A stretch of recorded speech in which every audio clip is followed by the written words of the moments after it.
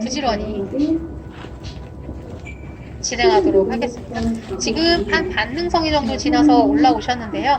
그 경복궁에 가시면 뒤에 중궁전 뒤에 예쁘게 조성이 정원이 조성이 되어 있는 반면에 덕수궁은 중궁전이 따로 없고 따로 후원이 마련이 되어 있지는 않습니다. 대신 요 올라오셨던 계단 좌우에 사계절 피는 꽃나무를 심어서 그 후원을 대신하고 있다고 합니다. 자, 지금 올라와서 보시는 공간은 고요할정 바라볼 관 집 헌자를 써서 정관헌이라고 해요. 고요히 바라보는 집이다라는 이름을 가지고 있는 집인데, 지금까지 봤던 중화전, 서거당, 함령전에 비하면 서양식 건물이라는 게 눈에 확 보이시죠? 네, 이것도 역시 서양 사람이 설계를 하고 만들어져서 서양식 건축물 중에 하나라고 보시면 되겠습니다. 덕수궁 안에서는요, 그때 당시에는 시대가 그 중세에서 근대로 넘어가는 시대, 즉 근현대를 포함하고 있는 시대다 보니까 건축물에서도 우리가 서양의 문물을 어떻게 받아들였는지를 눈으로 확연하게 보실 수가 있는데, 그 중에 하나가 바로 정관원이에요. 그 어떤 기존 골조나 뭐 지붕의 모습 이런 것들은 서양의 모습을 가지고 왔지만, 좌우의 난간이나 장식은 우리 것을 집어넣어서 동서양이 절충이 된 건축물이다라고 보시면 되겠습니다. 이곳은 뭐 무한도전이나 여러 TV 프로그램에서 고종이 이곳에서 커피를 드셨다, 가베를 드셨다라고 해서 방송에 나와서 유명해진 공간인데요. 사실 이곳에서 고종이 커피를 드셨다라는 기록은 딱히 없고요. 이곳에 예전에 태조 이성계의 어진을 봉안하기도 했고요. 고종과 순종의 그 초상화를 그러니까 그림을 그리는 작업을 했던 공간으로 사용이 됐습니다. 그래서 그때 당시에는 정관원이라고 부르지 않고 병운당이라는 이름으로 불려졌다가, 나중에 이후에 일제강점기 이후에는 이곳에서 고종이 뭐 음악을 듣기도 하시고 외국의 여러 사신들을 맞아들이는 외교의 장소로도 사용을 했었던, 접견의 장소로도 사용을 했던 공간으로 사용이 되다가 70년대에 이곳에서 무엇을 사용했냐면 덕수궁이 공원으로 사용이 되면서 이곳에서 매점이 들어서 있었어요. 그러다 보니까 그 이야기들이 섞여서 이곳에서 고종이 커피 드셨다라는 이야기로 와전이 됐었던 것 같습니다. 자, 이 안에는 좀 장식물이 좀 재밌는 게 있어서 좀 가까이 와보시겠어요? 사슴이 입에 물고 있는 불로초가 있어요. 이 불로초가 뭐냐면 영지버섯이거든요. 진시황이 불로초를 찾아 동방으로 신하를 보내는데 그 동방이 우리나라라고 합니다. 그만큼 불로초가 많이 나왔는데, 이 영지버섯이 왜 불로초라고 불리냐면 영지버섯의 꽃이 구름무늬, 즉 신선들이 타고 다니는 구름무늬와 같이 비슷하게 생겨서 불로초라고 이름을 불렸다고 합니다. 십장생을 여기다 넣은 이유는 이곳에서 일어나는 모든 일들이 영원히 무궁토록 잘 되기를 바란다라는 염원에서 넣었다고 보시면 좋겠습니다. 그리고 뇌계통에 보면은 박쥐가 있는데요. 박쥐는 서양에서는 좀 무서운 동물이고 징그러운 동물로 유명하지만, 우리 선조들은 이 박쥐의 이름이 편복이거든요. 지금은 박쥐라고 부르지만 이 편복의 복자가 복 많이 받으세요 하는 복자와 발음이 같아 보니까 복을 가져다주는 길상의 동물로 사용이 됐습니다. 그래서 우리 여인의 치마폭이나 가구의 장신구에 이 편복이 많이 사용이 되었었습니다. 그래서 이 장식들을 굳이 말씀드리는 이유는 뭐냐면, 우리의 문화들은 알아야 볼 수 있는, 알아야 이해할 수 있는 문화거든요. 그래서 다른 곳에 답사 가셨을 때에도 이런 것들이 보인다, 구름이 보인다, 뭐 십장생이 보인다, 편복이 보인다, 그러면 이 안에 어떤 의미로 이 공간을 그러니까 어떤 의미로 이 공간을 만들었을까라는 거를 상상하시면서 답사하셨으면 하는 바람에서, 도움이 됐었으면 하는 바람에서 말씀을 드렸습니다. 자, 그러면 이동하시죠.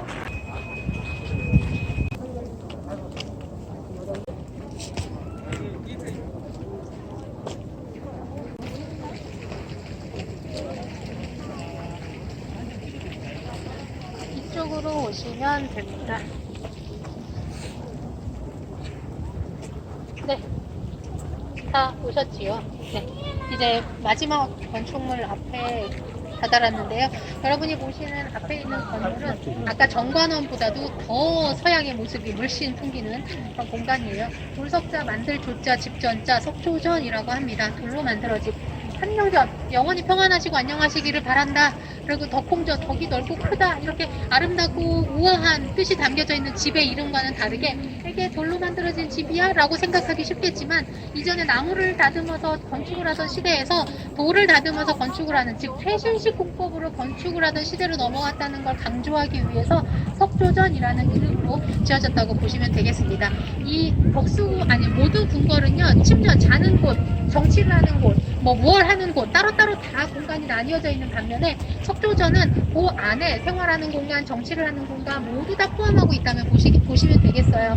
총 3개의 공간으로 구성되어 있어요. 맨 아래층은 베이스먼트, 지층이라고 불립니다. 이것은 신하들이 일을 하거나 물건을 보관하는 장소로 사용을 했고 1층은 정치를 하는 공간, 2층은 생활하는 공간으로 활용을 했습니다.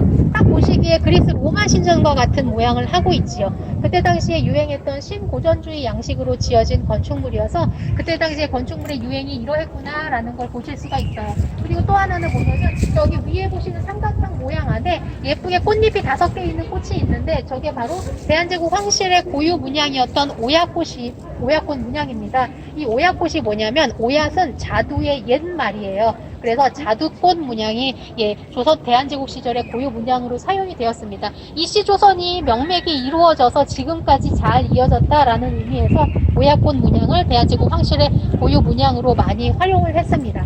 자, 그래서 또 3개의 공간이 지어졌는데, 자, 그럼 석조전이 언제 만들어졌느냐면, 대한제국을 선포한 1897년에 이 덕수궁 안에, 경원궁 안에 새로운 외국의 문화를, 서양의 문화를 받아들여서 이 안에 중심에 되는 공간을 만들고자 고종이 꿈꿨어요. 그래서 대한제국이 선포되는 1897년 그 해에 바로 설계 의뢰를 합니다. 그리고 그 다음에 그 설계도를 보고 이렇게 만들어지겠구나 허가가 난 이후에 1900년부터 공사가 시작이 되게 됩니다. 1900년부터 만들고 최신식 공법으로 만들다 보니까 공사가 지연이 되게 돼요. 그리고 나라 안에는 여러 가지 일들, 뭐 러일 전쟁이나 여러 가지 일들이 벌어지게 되면서 공사는 하다가 지연이 되다가 하다가 멈추다가 그러다 보니 결국에는 이 석조전의 완공이 언제 되느냐? 1910년에 완공이 됩니다. 대한제국의 중심이 되는 공간이 되길 원했고 대한제국 국왕을 꿈꿨던 고종의 의지가 담겼던 이 석조전은 1910년 일제강점기가 시작이 되는 해에 공사가 마무리가 되어버리자 고종의 꿈과 의지가 미처 펼쳐지지 못한 채 공사가 끝나고 건축의 역사가 시작되는 해로 되어버렸어요. 그래서 고종의 꿈과 의지는 이곳에서 펼쳐지지 못한 채 다른 용도로 많이 활용을 하게 됩니다. 일제강점기가 끝나고 해방이 된 이후에 미소공동위원회 국제회의를 했던 장소로 활용이 됐고요. 나중에 대한민국이 들어섰을 때에는 이곳에서 물건을 보관하는 장소, 미술품을 전시하는 장소, 이렇게 전시를 하는 장소로 활용이 되다가 나중에 고궁박물관, 옛날 황실의 물건들을 전시하는 공간으로 활용을 하게 됩니다. 그러다가 2007년에 여기가 복원 계획이 들어서면서 지금의 대한제국 역사관이라고 해서 제일 처음 대한제국 시절에 만들고자 했던 그 의지대로 다시 복원을 해 놓았거든요. 그래서 인터넷으로 예약하시면 저 안에를 들어가서 해설사와 함께 보실 수가 있습니다. 이전에 대한제국이 꿈꿨던 그 이전의 모습들이 어땠는지를 나중에 기회가 되시면 꼭 한번 들어가서 확인해 보셨으면 좋겠습니다. 자, 이렇게 해서 오늘 저랑 같이 덕수궁 둘러보셨는데 제가 지금까지 드린 모든 말들을 전부 다 잊어버리셔도 돼요. 다만 한 가지 기억들이 해주셨으면 하고 부탁드리는 게 뭐냐면 이름이 바뀐 거였어요. 자, 제일 처음에 이곳이 임진왜란 시기 때 어떤 이름으로 불렸다? 정식 이름이 없었다. 정릉동에 있는 행궁이었다 해서 정릉동 행궁이라고 불렸죠. 그러다가 나중에 이후에 왕이 되었던 광해군이 아버님이 계셨던 곳이니까 경사스러운 기운이 가득하자라는 의미에서 경운궁 이름으로 바뀌어 불리게 됐습니다.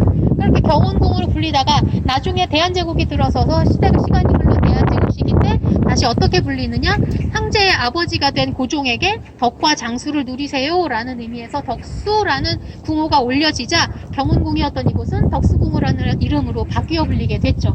자, 그러면 이름이 바뀌어 불리게 된 시대를 잘 생각해보면 임진왜란 때 그리고 세계 여러 열강, 유럽과 일본 사이에서 이 나라를 어떻게 해야 됐는지 나라의 존폐가 기로에 놓였던 시기에 사용이 되었던 공간이 바로 이곳 덕수궁이라고 보시면 되겠습니다. 그래서 이곳에 오시면 눈물 흘리시는 어르신들도 계시는데요. 어려웠던 시기에 활용이 되었던 만큼 얼마나 우리가 열강이 되고 더욱더 튼튼한 나라가 되기를 위해서 고민했던 장소인지 그리고 그러한 나라로 거듭나고자 했던 의지가 가장 응축되어 있던 공간이 바로 이곳 덕수궁이라고 생각해 주셨으면 암울한 공간이 아니라 좀 더 희망적인 공간이 될 것 같습니다.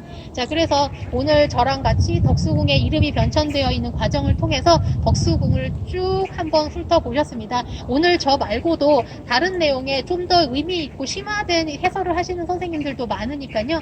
다음 기회에도 꼭 다시 한번 들러주셔서 덕수궁 이런 계절 저런 계절도 둘러봐 주셨으면 좋겠습니다. 자, 오늘 추운데 이 시간까지 함께 해주셔서 감사합니다. 안내 마치겠습니다. 고맙습니다. 네. 와, 역시 아는 만큼 보인다고.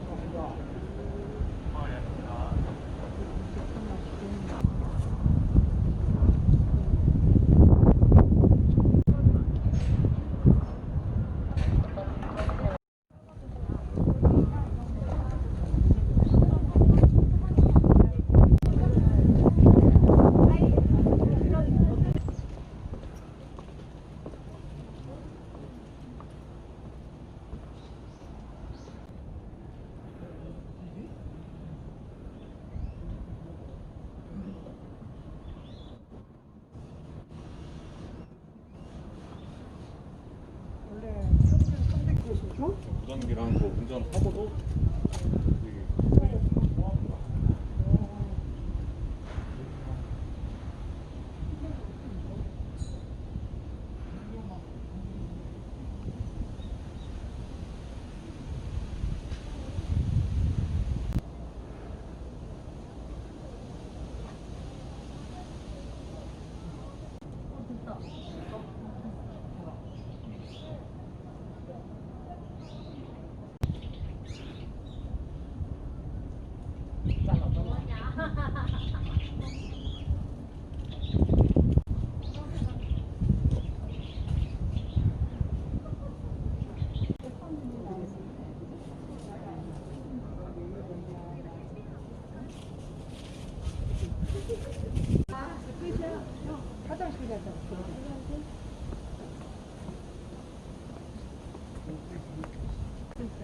아니 못 들어가.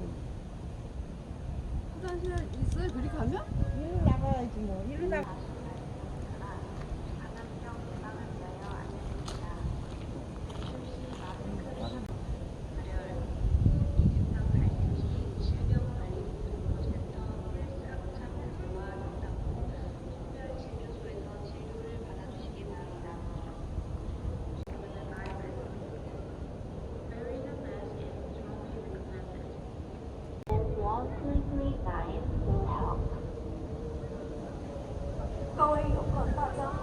这前必戴口罩，出门前后洗干净自己的双手。如果有咳嗽、发烧等症状，请各位及时拨打1339疫病管理中心咨询问题。新型コロナウイルスの予防のためご案内申し上げます。手洗いやマスクをつけてください。マスクがない方は服の袖で口を覆ってください。咳やくしゃみや発熱などの病状がある方は人との接触を避け、疾病管理本部のコールセンターである1339にあらかじめ連絡してください。